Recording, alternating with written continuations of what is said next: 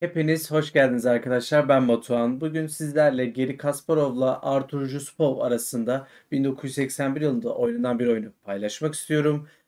Analizimize geçmeden önce videolardan memnunsanız like atmayı, Geri Kasparov hakkında olabilir, Artur Yusupov hakkında olabilir. Yorumlarınız varsa da yorumlar kısmında bekliyorum ve de içeriklerimden memnunsanız da abone olup bildirimleri açabilirsiniz diyerek isterseniz analizimize başlayalım. Geri Kasparov beyazlarda, siyahlarda ise Artur Yusupov var. Kasparov D4'te başladı. At F6, C4, E6 hamlesinden sonra at F3, fil B4, fil D2, A5 hamlesinden sonra G3, kısa rok, fil G2.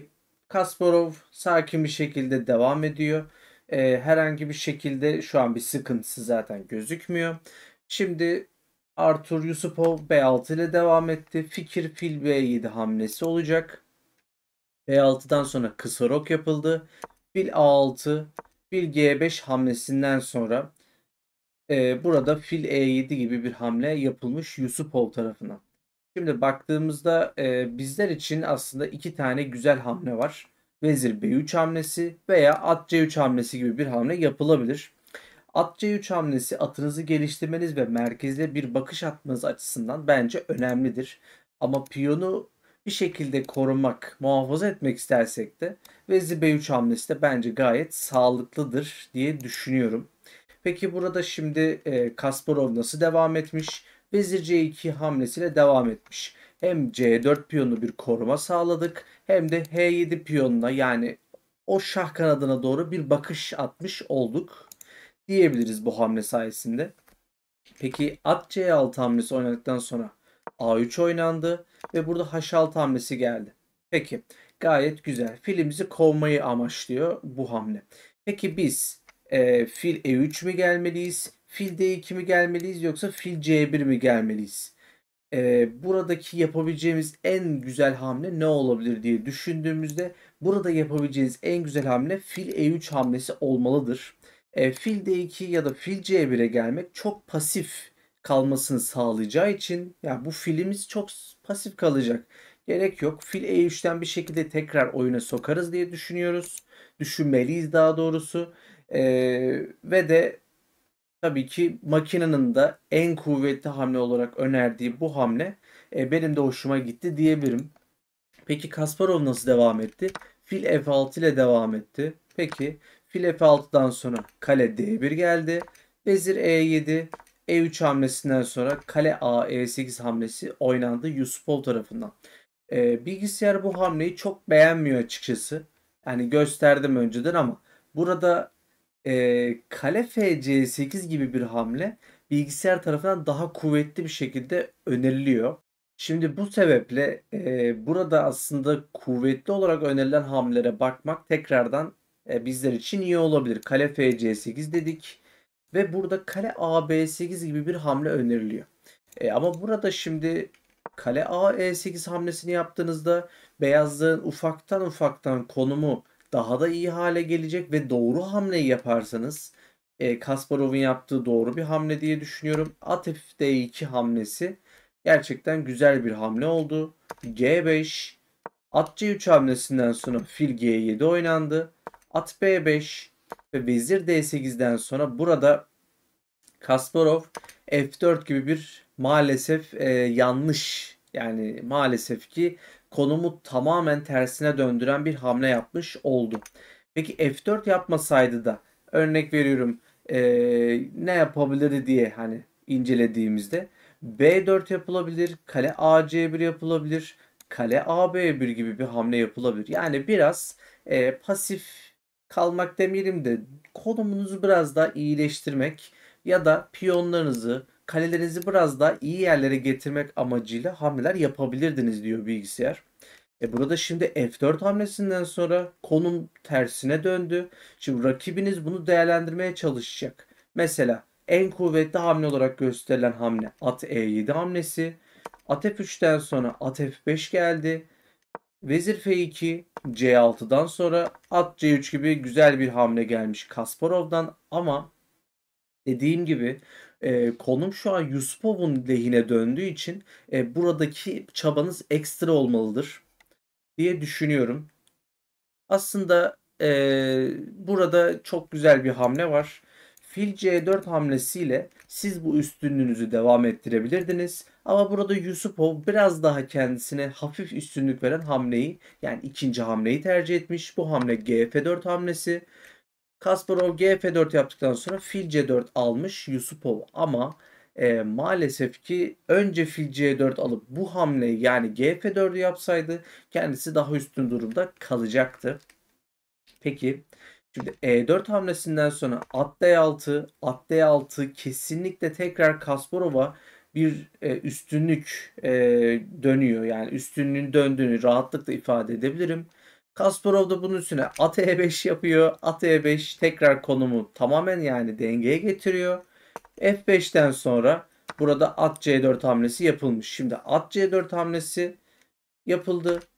Yusupov tarafından da at C4 yapıldığında şimdi konumu inceleyebiliriz. Konum bir gitti, bir geldi, bir gitti, bir geldi derken Kasparov şu anda, aslında üstün durumda kaldı. Ve doğru hamleyi yapmaya devam ederse, ki tek doğru hamle var.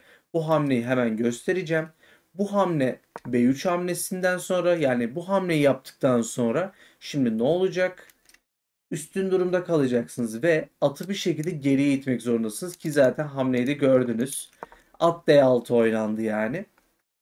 At D6 hamlesinden sonra gerçekten hatırı sayılır şekilde olmasa da bir şekilde üstün kaldınız ve tabii ki piyonlarınız olsun, kalelerinizi şimdi bu tarafa şah kanadına doğru getirip bir şekilde saldırmaya uğraşacaksınız.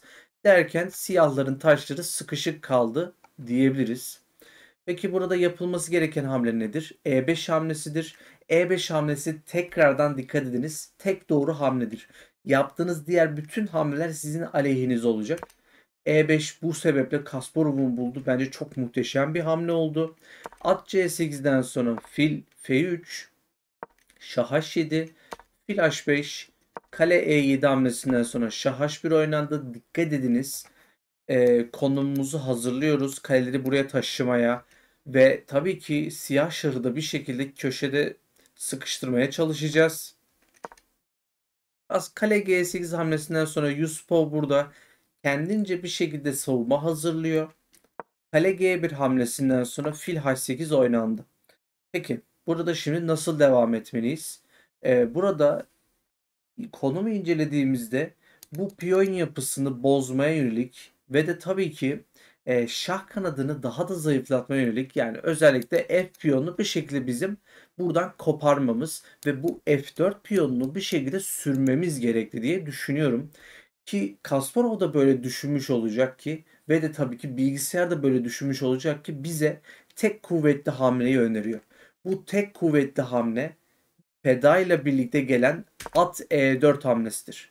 Siz bu at fedasını kabul ederseniz ufaktan ufaktan artık konumunuz çökmeye doğru gidecek. Peki Yusufov ne yapmış? Kabul etmiş mi bu fedayı? Evet, bu fedayı kabul ediyor. F-E4 oluyor. Bahsettiğimiz konum yavaş yavaş oluşuyor. Burada ne olacaktı? F5 sürecekti. Kasparov F5 sürmüş. Buradaki kale G5 hamlesinden sonra bence çok kötü bir hamle bu arada. Bir, gaf diyebileceğimiz bir hamle mi artık? Yani gerçekten artık, kaybetmenin, nişanesi gibi bir şey oldu bu hamle. Kale G5'ten sonra HG5 oynandı. F6, şah H6'dan sonra FE7, vezir E7'den sonra fil F7, D6, kale F1, G4 hamlesinden sonra fil E6, fil E6 hamlesi çok muhteşem bir hamle ve artık rakibinizin terk etmemesi için bir sebep kalmadı. Çünkü vezir E6 aldığınızda vezir H4 ve şah G7'den sonra burada artık Yusupov maçı terk etmiş durumda. Peki maçı neden terk ediyor? Yani burada bir şey mi var ki diye düşündüğümüzde burada artık kale F6 gibi bir hamleniz mevcut. Şimdi düşündüğünüzde kale F6'ya ne olacak kardeşim?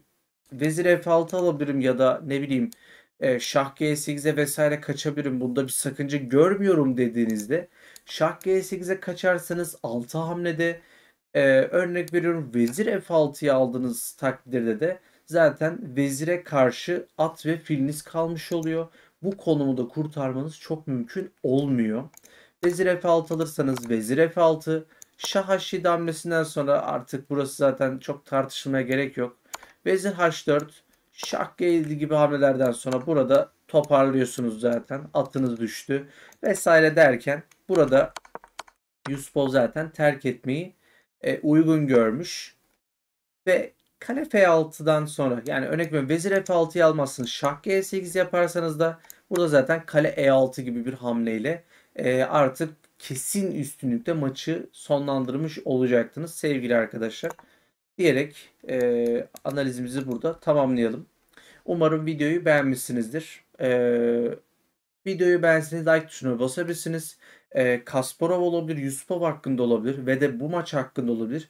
Düşünceleriniz varsa yorumlar kısmında belirtebilirsiniz. Ve de içeriklerimden memnunsanız da abone olup bildirimleri açabilirsiniz diyerek videoyu sonlandırmak istiyorum. Kendinize iyi bakın. Satrançta kalın.